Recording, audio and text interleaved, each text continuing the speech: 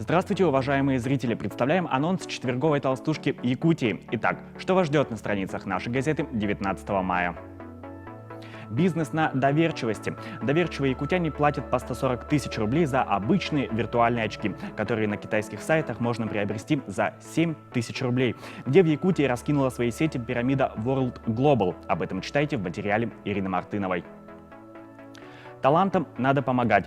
Недавно якутский зритель увидел социальную картину «Костер на ветру», снятую молодым амгинским режиссером Дмитрием Давыдовым. Фильм сразу сопоставили с балабановским кочегаром. Интервью с Дмитрием читайте в «Толстушке Якутии». За чей счет федеральные льготы? Якутия является самым милосердным регионом по отношению к больным. Чтобы обеспечить федеральных льготников положенными по закону лекарствами, республика тратит в 2-3 раза больше средств из собственного бюджета. Подробнее об этом в свежем выпуске Якутии.